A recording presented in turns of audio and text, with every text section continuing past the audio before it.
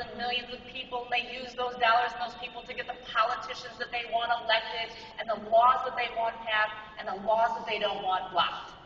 They have a game plan, they are strategic, they are mobilized, they're doing exactly what they are supposed to do. Our problem is that we are not organized in the same way the unions are. They have a national teachers union.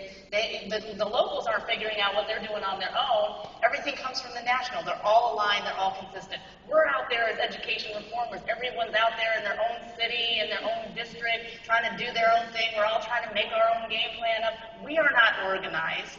We don't have a national agenda that we're pushing all together. And so we actually need to take a page from their playbook.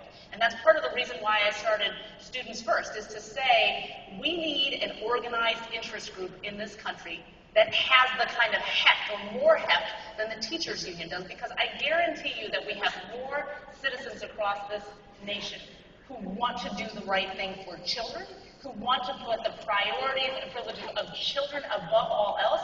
If we just get ourselves organized and get the politicians that we want elected and get the laws that we want passed, I am telling you, we could have a hugely transformational impact on this country. The matter is just how do we bring people together? And that's what we're hoping to do through Students First. So can I just jump in on this issue? Because I really think that part of the problem we have in this country is that the union's job is to stop innovation. It's to stop anything that challenges the status quo for folk. And, I wouldn't care about that if the kids were doing fine. I'd be like, fine, who cares? When kids are failing, and you do exactly the same thing for 50 years, even though the results every year is that the kids fail. So you just imagine in your job, you were terrible at your job, right? And you do exactly the same job next year by law. You can't do anything different, right? And then the kids fail, and then that goes over your whole career. You have to realize, this has been going on I'm 59, it's been going on 50 years. People have spent their whole career failing kids, and that has been the law. You may not change the school day, you may not change the school year. You can't pay people for being great. When the message to young people is, no matter how good you are, you will make as much as the worst person in that school. I think we got a problem. That is a basic problem, right? People think I'm anti-union. I'm not anti-union. This is not about being anti-union. It's saying if you have a history of blocking any kind of innovative reform, anything, then you're the problem, and you got to get out of the way of the problem. Michelle's right, that's their job. But our job has to be to say to them, you can't get away with that when it comes to kids. So we've got only a few minutes left. Quick thoughts on this question before we... Just fine. We got to do something different. 3 key things that'll change us. First of all, we have got to professionalize teaching and make it the most respected.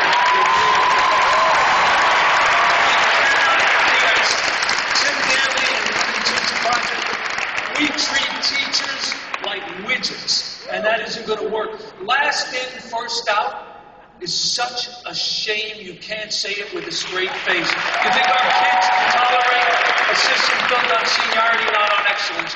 And every one of us should commit ourselves that excellence in teaching is the hallmark in this country, not seniority in teaching. Second big idea, you want to talk about innovation? Stop these monopoly providers. Monopoly providers don't innovate. If you get the same number of kids, whether your school is good or bad, you have no incentive to make it better. What drives me nuts, people who try to wrap charter schools. I've got 40,000 parents on waiting lists in New York City for charter schools. The arrogance of others to tell those parents that they shouldn't be on that waiting list and we shouldn't give them more of what they want.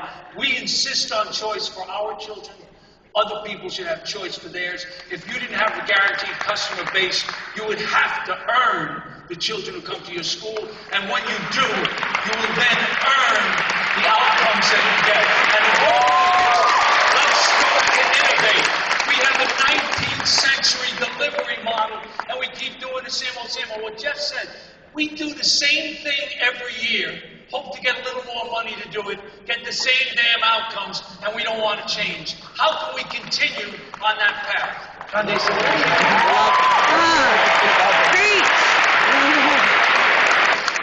Amen. a minute or less. What do you agree with? What do you disagree with about what we've just heard? I strongly agree with the comment that wishing and hoping for something better is not a strategy. It simply is not a strategy. I think we intend to think through this strategy issue very differently. We have just traditionally said, well, let's negotiate. That could work. Negotiation has a place. But for us, it's going to be a 4-point strategy around the rights of youth and adults. We're going to negotiate, we're going to regulate through policy, we're going to legislate, and we're going to litigate. And the 4 points of this are that none of the traditional tactics alone have moved us where we're going to be. So when we have true violation, we're not going to hope for it to get better. We're going to go to the courts. When we believe that there are laws that are fundamentally blocking our opportunity, we are going to go to the Capitol.